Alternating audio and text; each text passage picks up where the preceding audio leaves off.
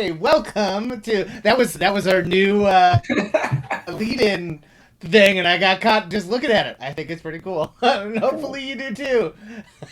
Welcome to go say it. Oh, just when you said so, I saw that earlier on like my phone, but I had the sound turned way down, and it's way different with my headphones on and like the great circus music and everything. It's a very different experience. I know it took me way too fucking long to do that. All right, way too long. But when I'm not doing that or editing stuff over at Signal Horizon, I am working on this here podcast. Welcome to the Horror Podcast. My name is Tyler Unsell, and I am the editor in chief at Signal Horizon magazine. And we are joined by. I'm Oren Gray, and I'm the monster ambassador at Signal Horizon. And Tyler lets me come on this thing and talk about weird shit. No, you don't. Like, he's the expert. I'm just here to like fuck around and have a good time. So, yeah. It also means if we mess anything up, it'll be his email that you want to send to. No, but we're so glad that you could join us tonight. This night, as we do every night on the Horror Podcast, what we're going to do is talk to you some about what we are watching and what we are reading. We're going to give you our dark corner of the web, which is a free piece of horror content out there. And finally, we will turn our attention to the movie tonight, which will be V, and the essential question that goes along with it. But before we get there, Oren, what's going on? Have you seen anything? Anything interesting? I have been watching precious little, unfortunately. I've been just very busy with freelance work, and I would normally say like end of the month stuff, but it's a little bit early for end of the month stuff, so it's just kind of middle of the month stuff, I guess. I don't know. It's just work's been really weird, and I've had some other things come up, that have distracted me, and it's just been kind of tough to do anything lately that isn't work. So, yeah, I get it. I understand. Are you working on anything interesting? And most of what I'm working on right now is just freelance stuff, the usual. I do have a role-playing game writing project that is like coming up next, which is partly why I think the normal end of the month stuff is happening sooner, is because I know I've got this kind of bigger project that I'm going to be doing mostly next month, but it's all top secret for now. So that project leads me back to a previous Oren Gray tweet that I have a little bit of beef with, not real beef, but it was something like, what did I ever do to make Facebook think that I was into Harry Potter or something? Am I characterizing that tweet right?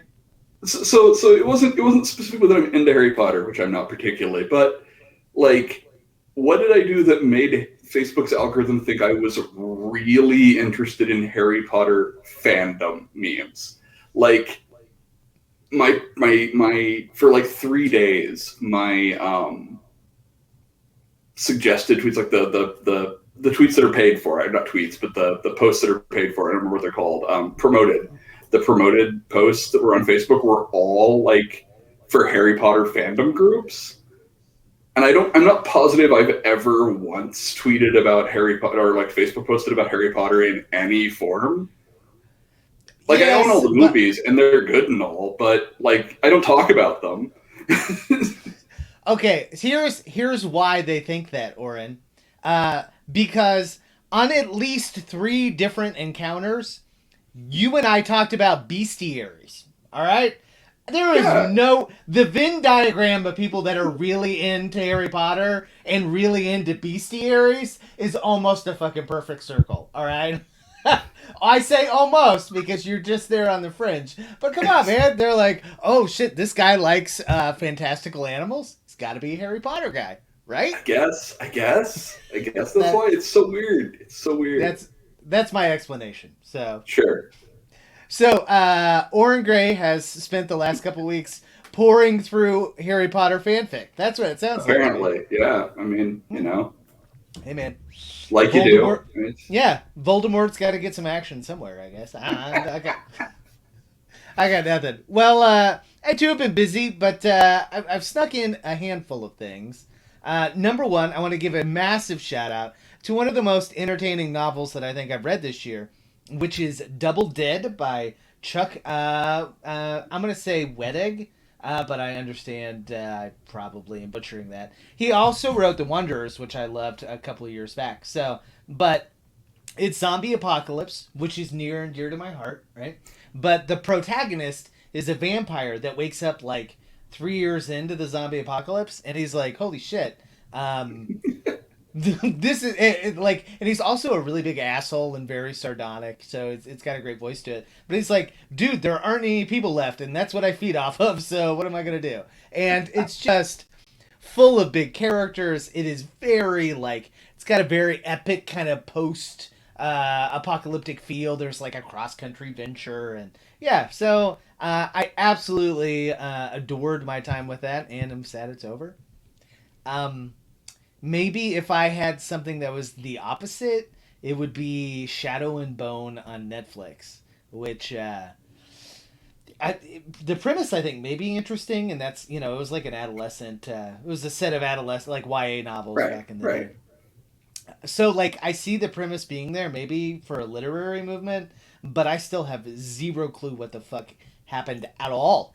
And it's like a series. I kept expecting an episode to be like, "Oh yeah, I totally get it now," right? And I would look over at my wife, and I'd be like, "I'm gonna need you to explain this." And she was like, "Well, that's not gonna happen for me." So yeah, I would say your mileage may very much vary on Shadow and Bone. Do you know anything about that? Literally everything I know about Shadow and Bone, which is basically nothing, is that there's like people who are really invested in who in the show is boning or should be boning one another.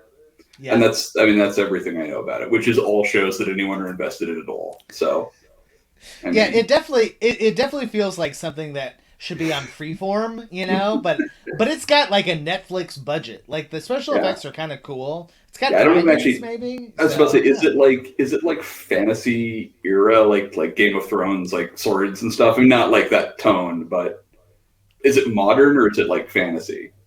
Well, it's hard to give it like an actual period time because like it's a different planet, right? Like it's a different Okay, universe, right? So I okay, don't know where it fits in. They have boats, but they also have boats that like float on air, kind of. They kind of float on the ocean floor. There's like the shit called, I think it's called the Nether. I don't know, but it's where all the dragons are. It's very dark. People have to cross back and forth the Nether. I don't know, man. But yeah, go in for the special effects, and if you like the novels, you that's what I'd say. Uh, if that doesn't sound like your thing, it 100% won't be. But let me just tell you. So I'll throw in a little bit of housekeeping here. This episode will drop on Thursday, May 20th. Friday, May 21st, you can join me at my favorite brewery here in town. The Big Rip Brewery will host us again for horror trivia on this Friday. And the theme is like creepy carnivals or haunted circuses or, whatever. And I discovered, so the newest Saw movie came out, directed by right? David Boozman, right? Or Yep. Bozeman, who I really like, and I think is kind of interesting. And I haven't seen it yet, but I'm very excited to see it. But in 2012, he directed a horror musical. Have you heard of this? Yeah, Devil's Carnival. I've seen it. I have no idea this thing even existed Yeah, I until I saw it was when it came researching out. for trivia. Is it as rad as it looks on the trailer? Well, so okay, so it's like 5 minutes long. Just heads up, like it's not feature length even. It's like 45 minutes. I'm not even Oh, exaggerating. It's that's very sad. short. Okay. It Okay. was supposed to be like two parts, I think. And so like there was the part that got made, and then there was supposed to be a second part that either never got made or got made way later. If it got made at all, I don't know if it's out or not. So I've only seen the first part, the like 45-50 minute one, and it's good. Like it's so it's got um,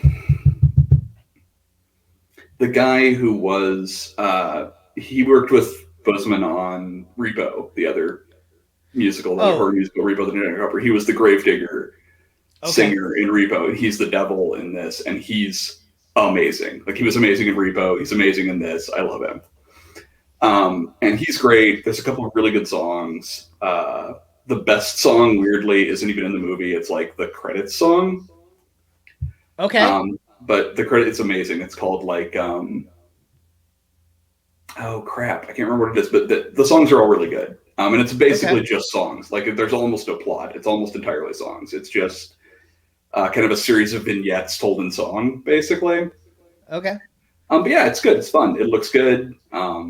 It's a lot like Remo. I mean, right. That's kind of what I thought. Plus, it's got a real like Buffy the Vampire Slayer, like once more with feeling. You know, the musical episode, which I love and adore too. It just looks like. Like all of the effects are practical, right? So everybody's like 100%. Costumes and like makeup and stuff look amazing, and it just looks like everybody's having a blast on it, and I can't believe this is a thing that existed that I didn't know about. Yeah, it's really good. I mean, I'm pretty sure you can watch it on like YouTube or something. I mean, or somewhere online. It's definitely available to watch. So well, I will be reporting back on that ASAP. So yeah, it's good. It's really good. Maybe next time I'll let you know my opinion of it. But I'm relatively certain I have loved every horror musical that has ever been put out, even if it's bad. I'm like, yes, it's great. Which is like 4 of them. I mean, I could probably that'd be a different episode, but I could probably name you 7 or 8. My absolute favorite, at least right now, Anna and the Apocalypse, which Oh yeah, I still haven't seen that one. Oh, shame. Yeah, sorry. It's very good. Speaking of next time, though, our dark corner. I'm sorry, I don't want to cut you off. Go ahead. No, go ahead. Our dark corner of the web this week comes from our really good friends over at the Outer Dark.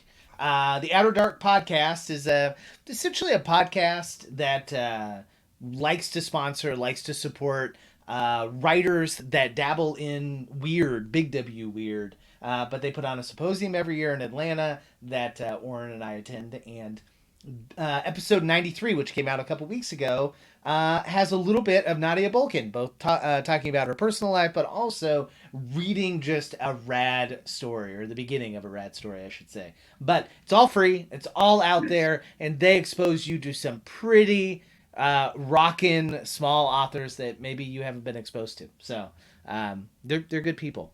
Yeah, and Nadia's great. Like all her stuff is great. So I haven't heard this episode yet, but her fiction's always good. Yeah, it's always creepy and I don't know, like very smart. She's wickedly smart. So check out that episode, and then check us here a week from now, where we will have Nadia on to talk about a movie that we will tell you about at the end of the episode. So, but it's going to be great too. So, with that in mind, let's get into it, shall we? Sounds good. Okay. Our essential question as we tackle tonight's movie is, what can V? Is it V? Vi? V? It seems like V. Like yeah. In Russian, I watched it in Russian. They said it V, so I'm assuming it's V. Let's go V. Yeah. All right. What can V tell us about Gothic literature and filmmaking? Before we get into attempting to answer that crazy question, here's the trailer. Эй, Хамар, ну шо тебе? Ступай к ректору, там с тобой приехали. Дочь одного из богатейших сотников возвратилась вчера с прогулки. Вся избитая, едва жива. Перед смертным часом она изъявила желание, чтобы отходную по ней читал ты. Пан ректор, да я этого и делать не умею. Да ладно, без всяких отлагательств. Умерла. Я не о том жалею, моя милейшая мне дочь, что жила цветом, жалею, что не знаю, кто был лютый брат мой. Не знакомился я с ней, муж пан, ей-богу, не знакомился. Но почему же она никому другому, а тебе именно назначила читать? И если ты с сего же дня 3 ночи совершишь, как следует над ней молитвы,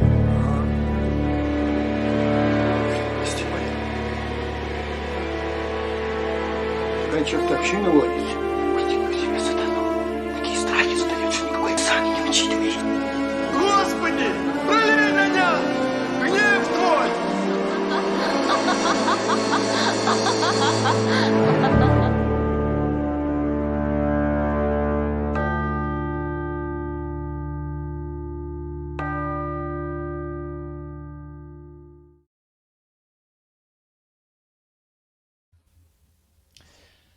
So, a lot going on with that. Before we unpack it all, the summary given by the Internet Movie Database has it as a young priest is ordered to preside over the wake of a witch in a small old wooden church. In a small old wooden church in a remote village. This means spending 3 nights alone with the corpse, with only his faith to protect him.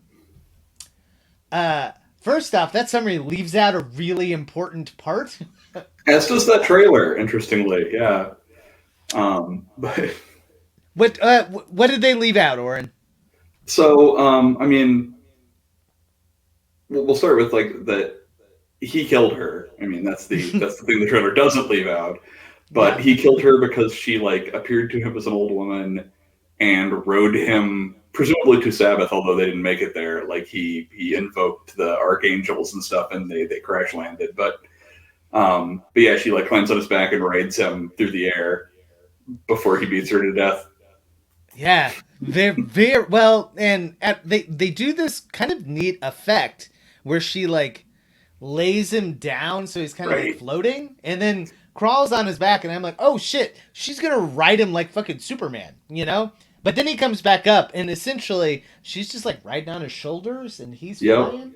Yeah, it's very weird, but yeah. The important part being that he has to spend 3 nights in this church with this young, beautiful woman who also may be an old, haggard witch, for essentially three nights, right? Until she passes on.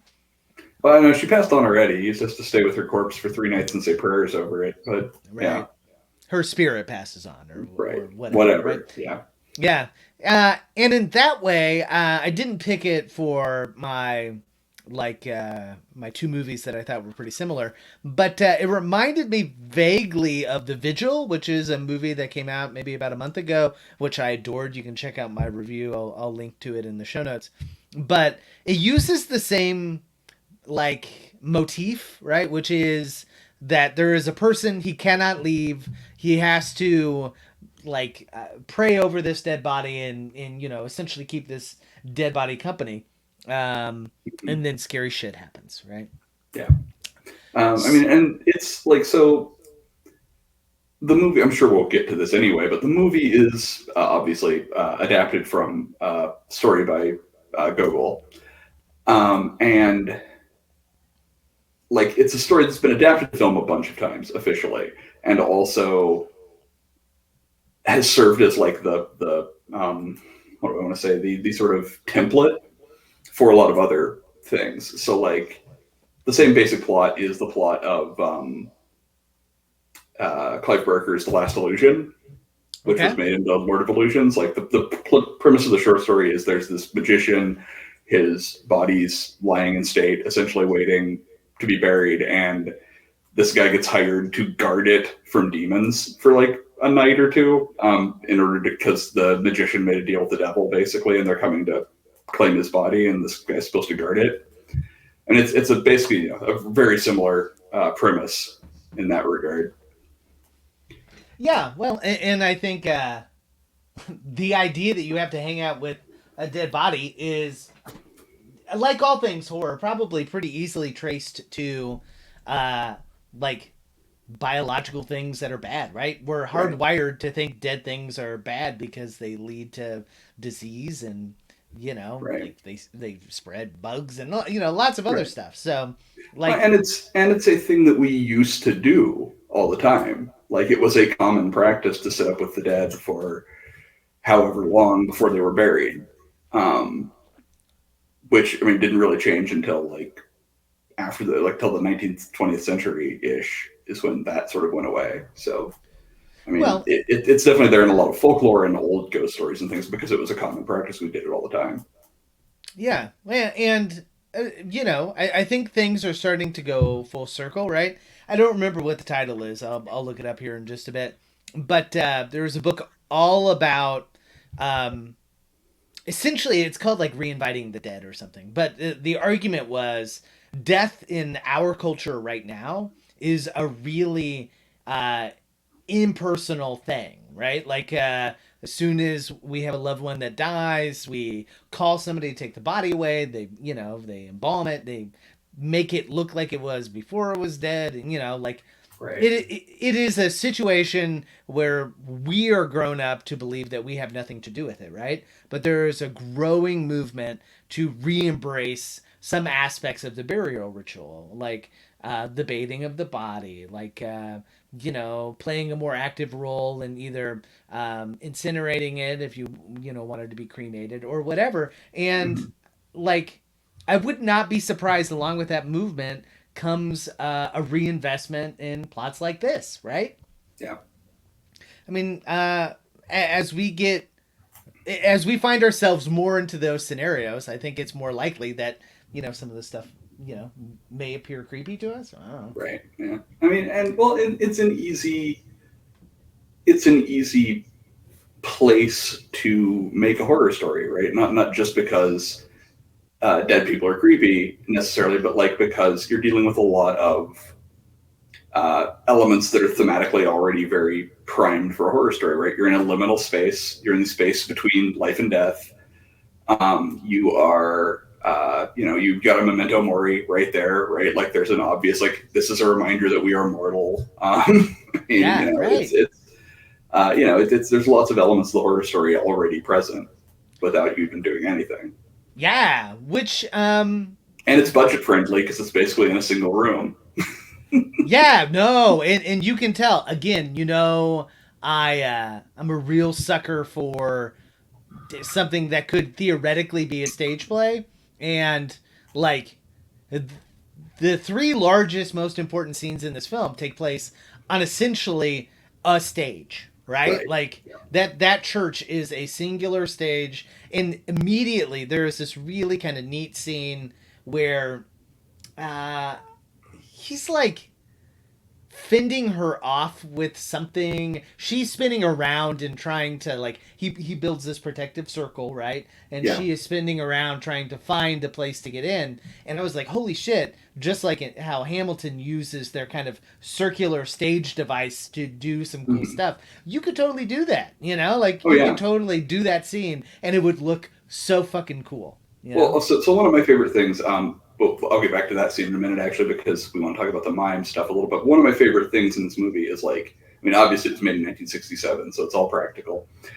But like there's some really ingenious and really simple practical effects that are really cool. But one of the early ones, like every time we see him running through the brush or running away from something, or when he's running with her on his shoulders just before he takes off, all those are just shot on a rotating thing. He's running in place, and the ground is rotating underneath him.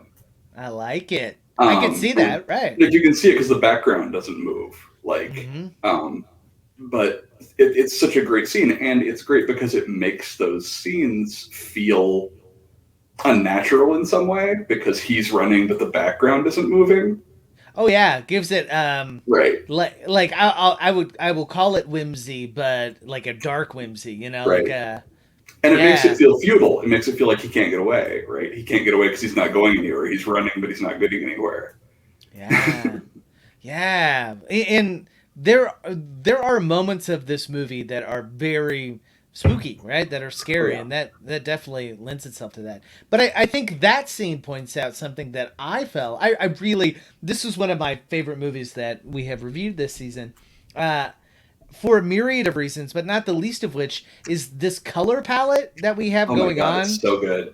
Oh, it's stunning, and it captures your attention so early, and it's so consistent that I want more of that, And it really perfectly captures that kind of line between whimsy fun and whimsy scary, But it's so Yeah, good.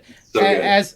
As highlighted by maybe the last major scene of the film, the last 10 minutes, which are by far and away the scariest, but it's nothing but those colors the whole time. Yeah, It's like, it's so good. yeah. Oh my god! Yeah. Like, so that scene, like before I ever saw the movie, I had seen that scene, and most of that scene, like probably half of that scene is in the trailer. You showed like a ton of that scene is in the trailer, Yep. but it's such a good scene, and it's so amazing that like it never stops being amazing, no matter how many times you see it. Like it's so good. But like what I wasn't prepared for before I saw the movie for the first time was like I knew that scene was going to be amazing, right? Because I'd pretty much already seen it, but I wasn't prepared for like how good the rest of the movie is and how like funny it is. Oh Which yeah. is Oh weird. yeah. Like, because like when you watch the trailer, like the trailer you just saw, the one for the Eureka release, and it seems so serious, right? Like the trailer makes it look like such a like an A24 release or something, right? Like it seems so like portentous, you know, like everything's so, and it is that, but it's also like goofy and pastoral and funny, and like it really feels like folklore in that regard, where like it veers from these kind of like humorous episodes to these very serious episodes. Yeah, and it does kind of. I could see how somebody could see that and be like, "Oof, that thematic transition is jarring," right? But the first of that you get is our main character, right? Who, like, it's essentially like like an abbey, right? Is it? It's like an abbey. They're in a seminary, I think. Okay. And so they're like students learning how to be priests or whatever. Right. And there are so many yeah. of them. And like they're basically on spring break, right, or summer vacation or something, and so they get sent home. And on their way home, they have these weird adventures. But yeah, they're basically college students, right? And so like real college students, they are irresponsible and kind of doofuses when they're let out of school finally. Yeah. Well, and like unabashedly, that film, that part of the film feels like an American like frat movie, feels like an American college. I might even go as far as say like it feels almost like a teenage road trip movie. Remember like how popular those were for like a decade or so, right? And I was not expecting that because like when you think Russian film and I should say like there is a massive difference between a Ukrainian film and a Russian film, and I tried to get into some of that nuance. I'm not going to claim that I know the difference there, but like if I were to say this is purely a Russian film, I think there might be some Ukrainian folks that would have issues with that, which is fine, whatever. But I didn't expect it to be that funny. Like you don't read Dostoevsky for the comedy, you know, like you don't. It's wonderful in its own right, but like I don't know. I like it was funny. I enjoyed spending time with him, right? Yeah, like this movie is amazing. It's like it is atmospheric and it's spooky and it's got good monsters and it's got all that, but it's also like funny and it's very, very true to its source material in like an almost unprecedented way. Like it follows the beats of the story almost word for word, like almost exactly. There's some bits that are changed, but almost never has there been a movie that followed the story as closely as this one does. That's awesome. But yeah, it's so good. It's just so good.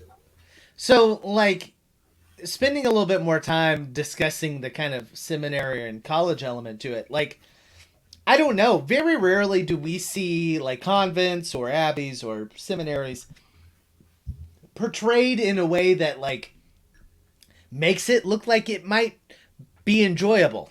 You know, like most of that is like so focused on like the service and the dedication and the sacrifice. But like these guys are having a fucking blast. Right. Like, so I feel like in part that's one of those things where like this partakes of a subgenre that we're unfamiliar with largely, which is like, so there is from like, I don't want to say the era because I'm terrible at history, but like from a long time ago, there was a tradition of like stories about monks and things being really ribald and really like irreverent, and these very humorous accounts of monasteries and stuff. And those were like Chaucer era stories. Right. Like those were, and that was a real literary tradition that kind of died out, and we never really got here in the States for various reasons. In no small part because we didn't really have a parallel to that in our history. Right. And I feel like this is partaking some of that, of those kind of like poking fun at, at the very religious monastery setting and all of that. And I think it's part of that history, the same way it's part of like the Gothic tradition and part of all these other traditions. And I think it's one of the few examples of that we have ever encountered directly. Yeah. So, yeah. Okay, so you uttered the magic word, and I did want to spend a little bit of time because, like, I don't think there is any reason why you couldn't show this film. There's no reason that it would. It doesn't have an MPAA rating, but if I did, I would rate it no higher than PG-13, right? So, right. I mean, I don't think they ever cuss particularly. There's no nudity. There's some drinking, but there's lots of drinking, but I mean, yeah, that's about it, really. I mean, there's no blood to speak of. I mean, there's not really any violence, even. Yeah, for right. all that it's spooky, like, yeah. So, at the end, if we determine that there is enough of this that is Gothic in nature, I could see a teacher certainly showing the last 10 or 15 minutes of this film in class. And I think that maybe not every kid there, but there'd be a lot of kids that would be into this shit. All right. Oh, so, yeah. I mean, I have trouble imagining anybody who would not be at least into like that 1 10-minute chunk. Like, I have trouble imagining showing that to anyone and being like, yeah, that was pretty cool. Like, yeah, right. Be like, this may not be my thing, but that was cool. Like, yeah. Like even people that scare easy, I think can separate enough from themselves from that, right? That they can just appreciate some of the creativity involved in all of it. Yeah. Okay, so I have here this really interesting article. I will link to it. It's by Robert Harris. Really simple description of elements of a Gothic novel. Okay? So let's see if these elements of the Gothic novel fit our movie tonight. The first is setting is in a castle. What do you think? Oh, we lost that one. Yeah. Yeah, I mean, it's a church, but I mean, right. And here is the important part. Okay, I would argue the setting with the parapets and the spires and all that are represented in this movie. Okay, because we get, I think, some really rad Russian Orthodox churches that have these very cool spires. Like the church is essentially a castle for the people that live there, right? So and like, okay, so we're I'm going to get into some weeds here for a minute, but like, so what the list you're going through is almost certainly, because it almost always is when we talk about the Gothic tradition for various reasons, it's going to be about the British Gothic, right? Like the British Gothic novel, that's what it's going to be describing. But like Russia and some other countries in Europe had their own parallel traditions that were not, I mean, they weren't the Gothic novel because that was a specific school, but like they were developing in parallel, right, at the same time.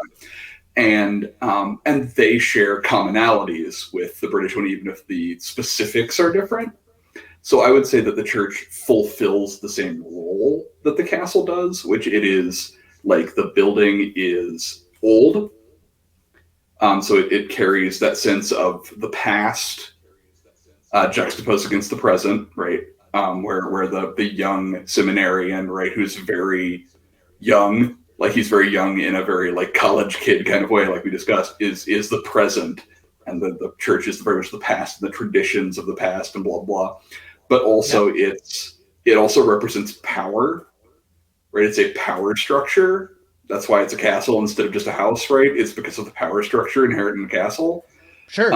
And so like the church is the power structure inherent in the church, which is why he has to stay there in part, right? Like he has to stay there in part because the Cossack men would kill him if he tried to leave, probably, but also in part because the church would like throw him out if he didn't do his duty, right? So he has to stay because of the power of the building.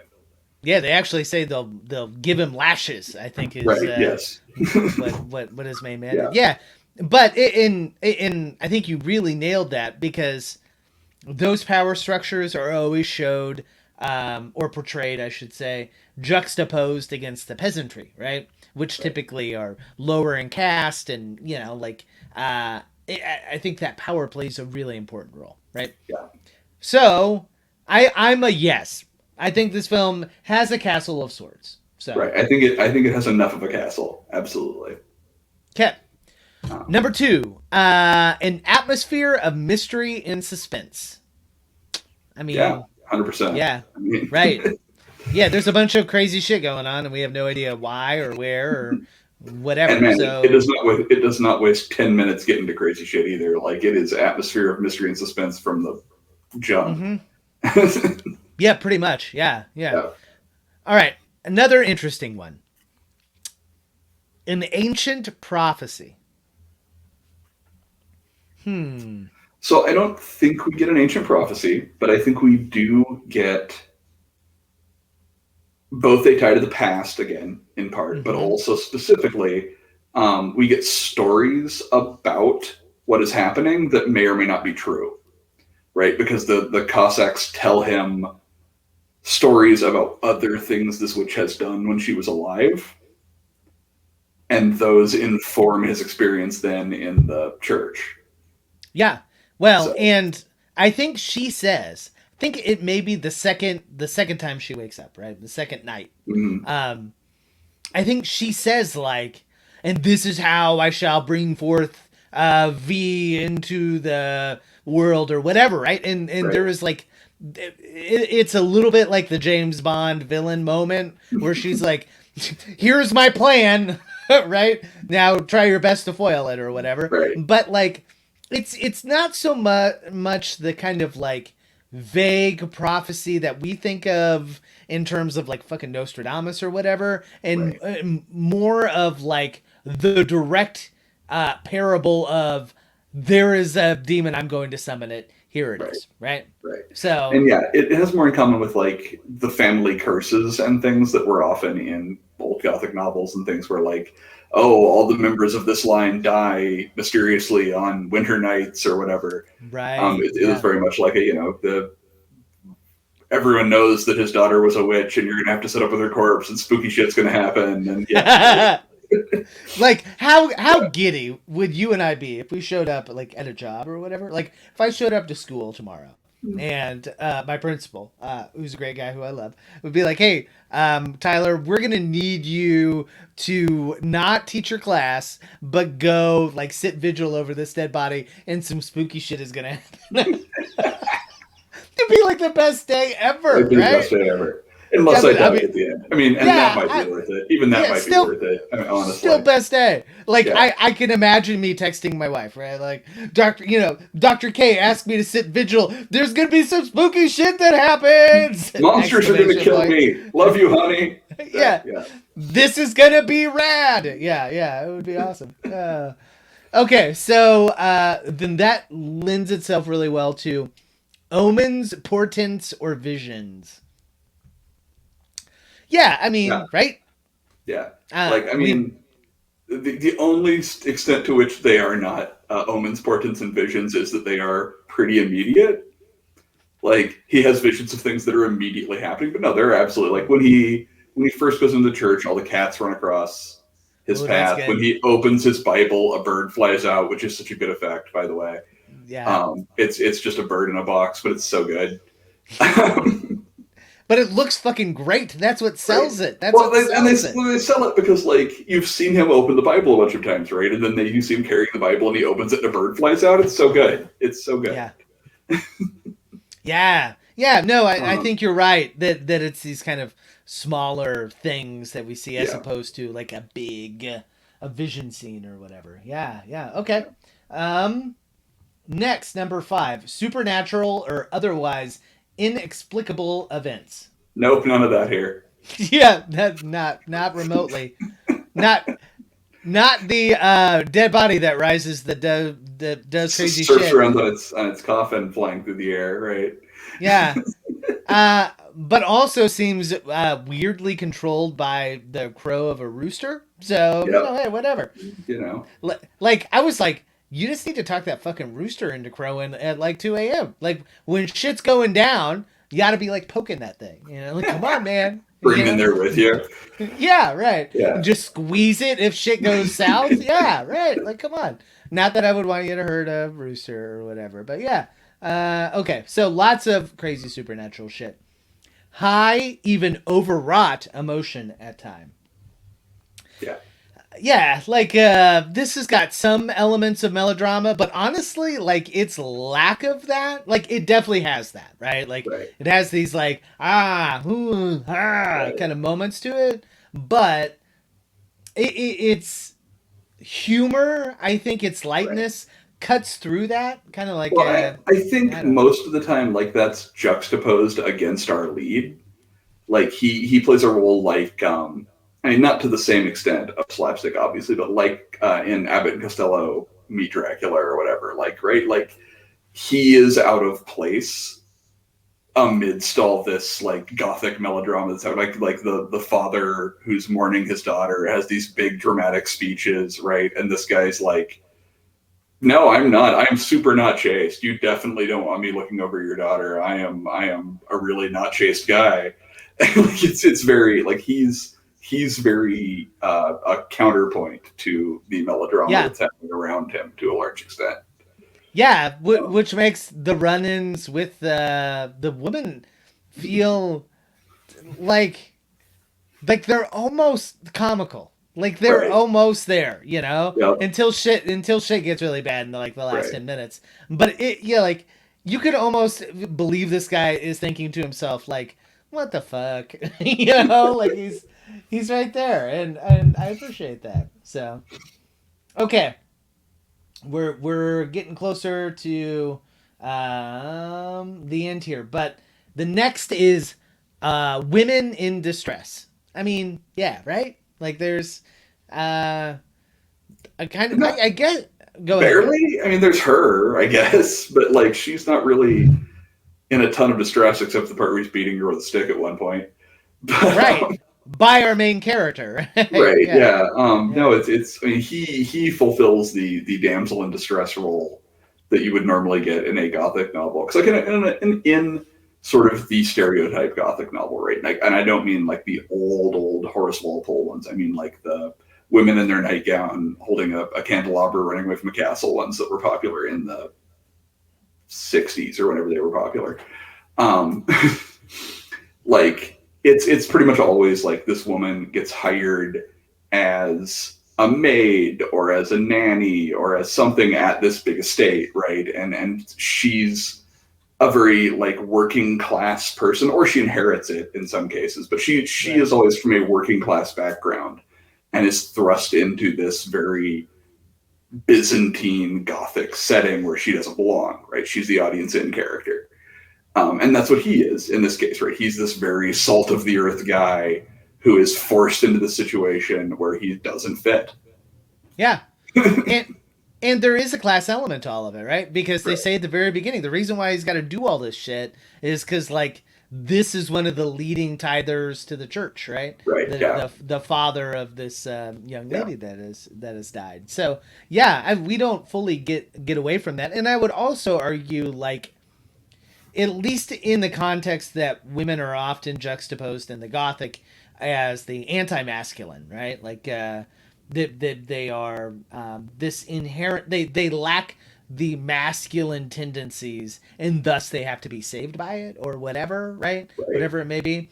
Our main character is a little effete, right? He's not the most masculine dude, and I would argue that nobody kind of in that church functions that way. So that's like, interesting. Our lead character's a coward. I mean, fundamentally, right? Like he tries to put on a brave face when he's drunk. But I mean, he's afraid and tries to run away on several occasions. Right. And right. Yeah.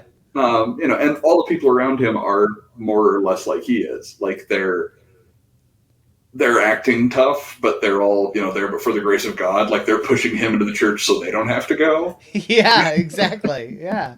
That's so true. Like, even his buddies are like, oh, yeah, that's totally fucked up. Glad it's you and not me. Yep. You know?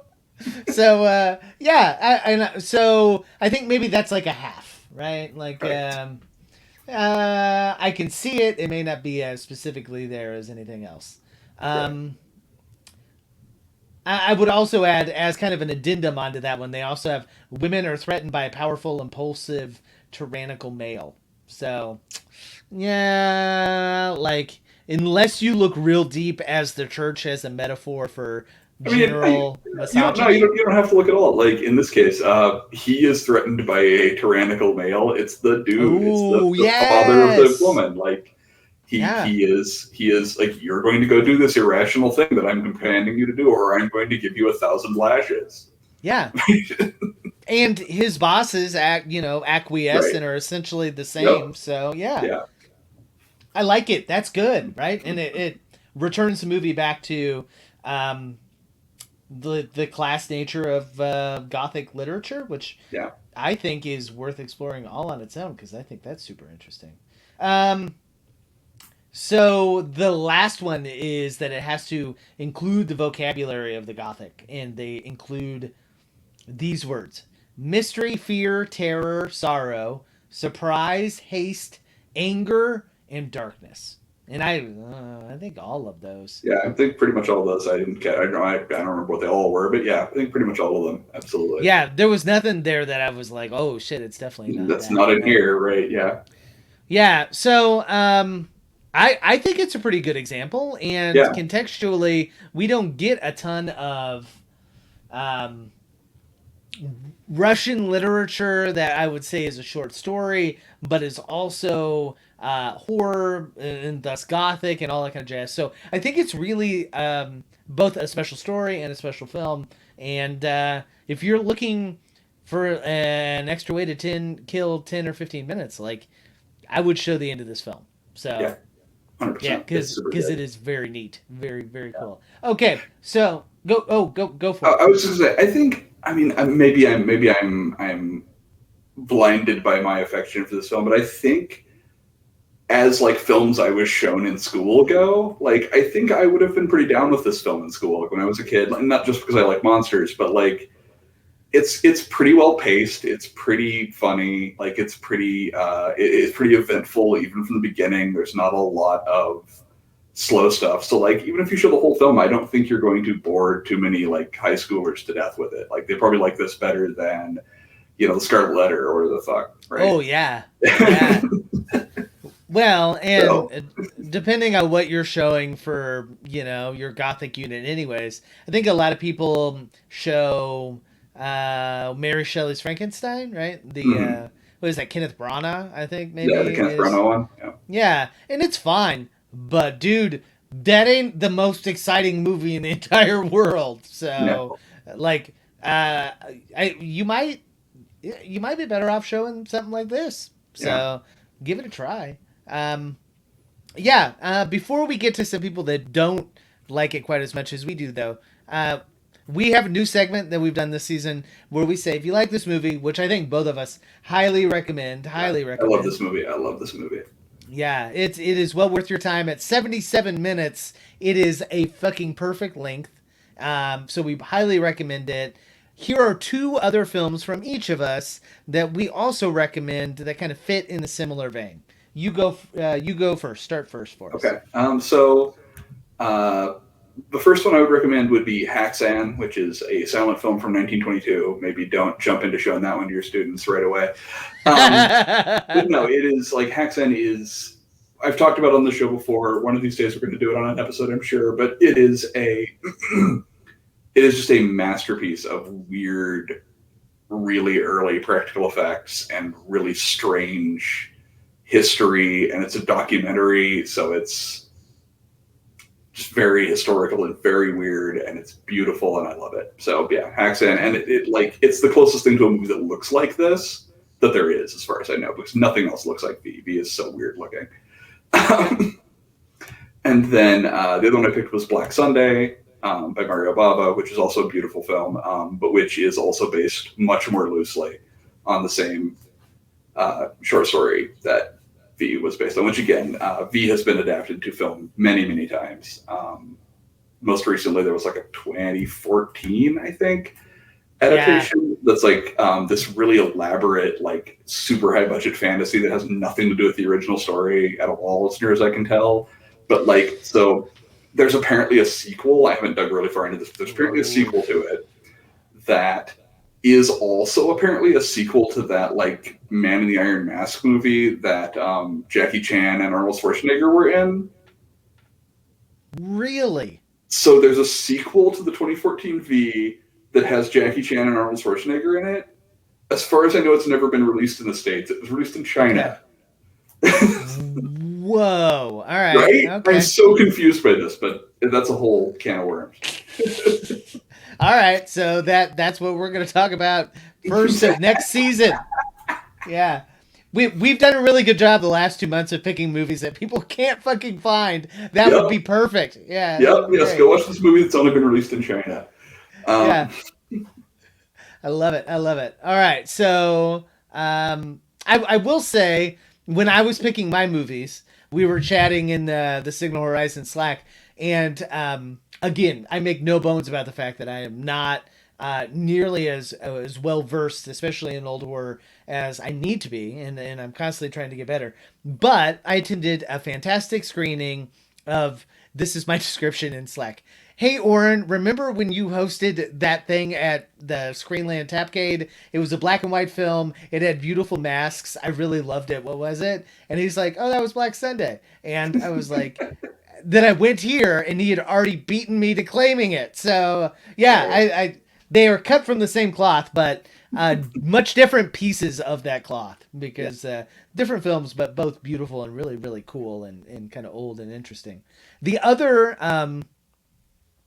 so my two. Okay, first and foremost, I picked The Nun, which is from 2018. It's in the Conjuring universe. When I saw it, I did not love it. I have gone back and seen it a couple more times, and I've appreciated it for what it is. But it definitely has the like Gothic Abbey vibes that this film has, and the color palette, which I think is amazing, right? It makes me want to go explore who the like set designer and you know, all of those elements, because somebody there was like, I'm gonna use the same fucking color palette as Vi, and it's gonna be amazing.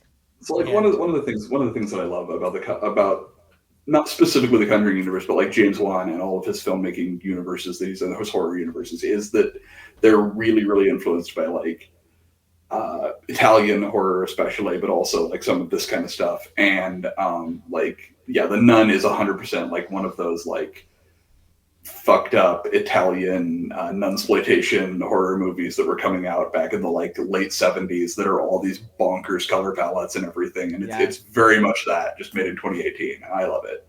Yeah. So I was lukewarm on the film, but I think that movie coupled with this movie would be a fucking rad double feature. So, and then my other is a movie that I think is interesting that kind of dabbles in the folkloric elements of this film. It's on Shudder right now. It came out in 2017. And it's called Hacksan, Heathen's Curse. Again, another foreign film. So it's got subtitles to it. But if you are looking for some seriously fucked up scenes to it, and that tie-in, you're gonna get it with Hagazusa too, because it's it's out there. So it's real out there. I haven't seen it yet.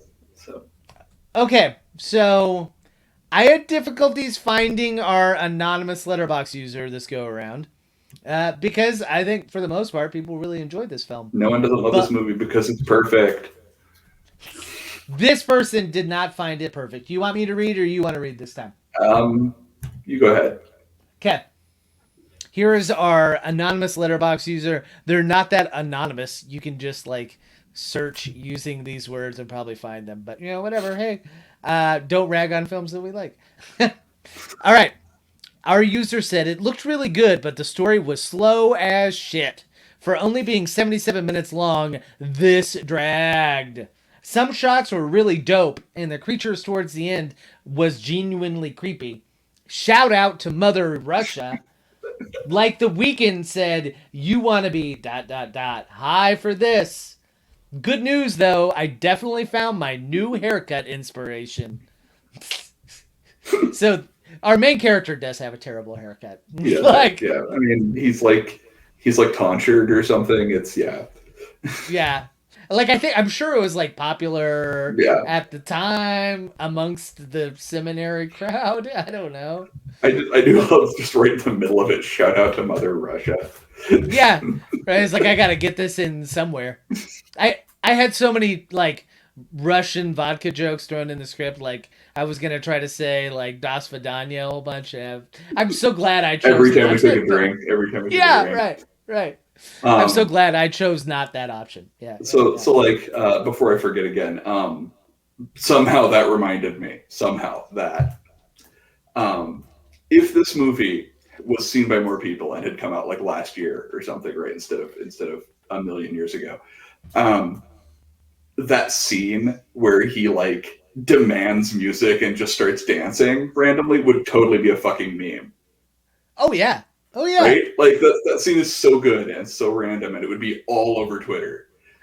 Yeah. Well, that's the thing, man. It is amazing, like some of the older stuff that we talked about, because there are moments in The Blob, which is a film that we covered last time, where I felt the same way. I'm like, dude, like somebody getting eaten by the blob in a phone booth would be a meme, you know? Right? It would be like fucking Rip Harambe, you know? Like somebody fucking type something over it, and he'd be like, oh yeah, that's hilarious. Yeah, man.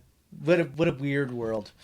Well, we cannot recommend this movie highly enough. I will tell you, you can get it on Shudder, which is a fantastic streaming service that we talk about a ton on the show, or you can watch it for free on Tubi TV if you don't mind sitting through some commercials.